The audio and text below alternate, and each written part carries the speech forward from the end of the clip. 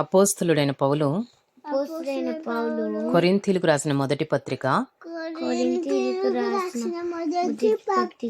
8వ అధ్యాయము 8వ వచనము నుండి 9వ అధ్యాయము 2వ వచనము వరకు. భోజనమును బట్టి దేవుని ఎదుట మనము మెప్పు పొందము. తినకపోయినందున మనకు తక్కువ లేదు, తినినందున మనకు ఎక్కువ లేదు. అయినను మీకు కలిగి ఉన్న ఈ స్వాతంత్రము వలన బలహీనులకు అభ్యంతరము కలుగకుండా చూచుకొనుడి. ఎలయనగా జ్ఞానము గల నీవు విగ్రహాలయమందు భోజన పంక్తిని కూర్చుండగా ఒకడు చూచిన ఎడల బలహీనమైన మనస్సాక్షి గల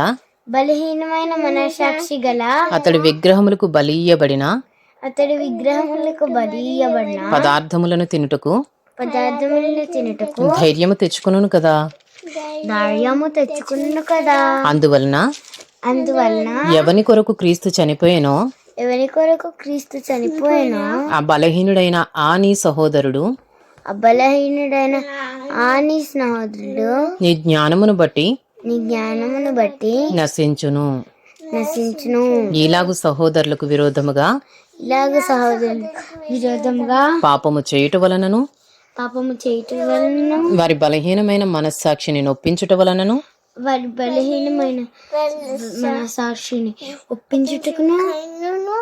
మీరు క్రీస్తునకు విరోధముగా పాపము చేయు వరగుచున్నారు. కాబట్టి భోజన పదార్థము వలన నా సహోదరునికి అభ్యంతరము కలిగిన ఎడల నా సహోదరునికి అభ్యంతరము కలుగజేయకుండుటకై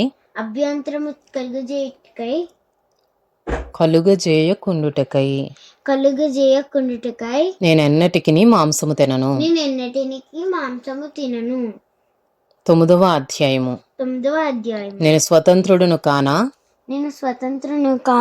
నేను అపోస్తలుడును కానా, మన ప్రభువైన యేసును నేను చూడలేదా,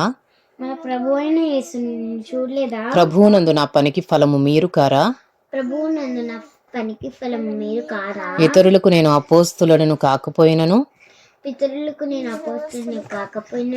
మీ మట్టుకైనను అపోస్తలుడనై ఉన్నాను. ప్రభువునందు నా అపోస్తలత్వమునకు ముద్రగా ఉన్నవారు మీరే కారా.